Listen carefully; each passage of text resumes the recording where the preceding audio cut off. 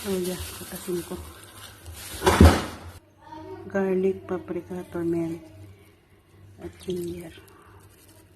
Lagay ako nitong salt and pepper.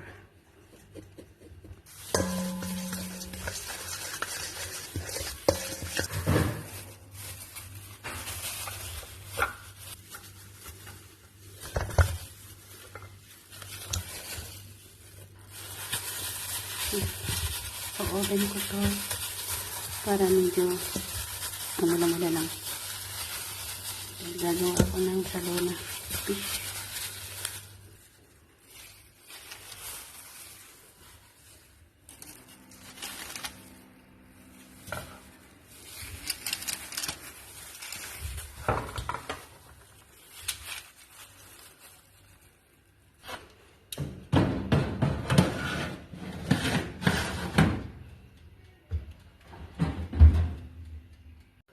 Ayan na, saglit ko lang inoven. Paparay ko siyang konti pa.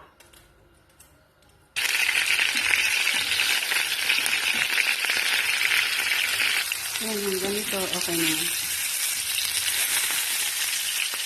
Nag-separate ako ng mantika, hindi yung pinaprituhan ko. Pwede hindi i-oven. Dahil hindi ako satisfied sa oven. Hinito ko siya ng konti, saglit para pumula. Then ngayon mag-iisa na ako ng pang sauce ng isda. Fish salona ang gagawin ko. Dahil ayoko umamoy sa loob ng bahay, kaya ako i-oven. Pero hindi ako satisfied. Pinirito ko na lang bawang, kamatis. Tuin ko lang yan.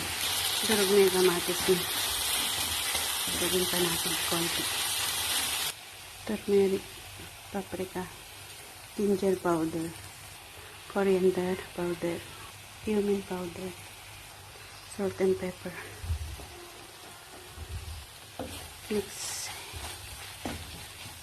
Bigyan ko siya ng lemon. Mix ko lang coriander. Yan ko siya ng water. Ito lang.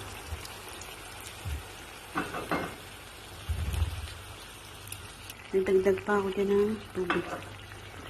1 cup. Kaya 2 cup na to. Tatabangan ako kaya lagyan ko siya ng cubes. Vegetable cubes. Mix ko lang yan. Pag medyo luto na, ilalagay ko na yung isda. Okay na yung lasa niya. Ilagay ko na itong mga isda. Kasi madali maluto yan.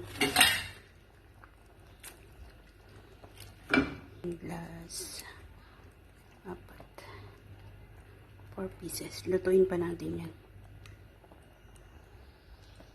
Lutuin natin sa mahina ng apoy para lumasa yung sauce. Paluto na to. Okay na.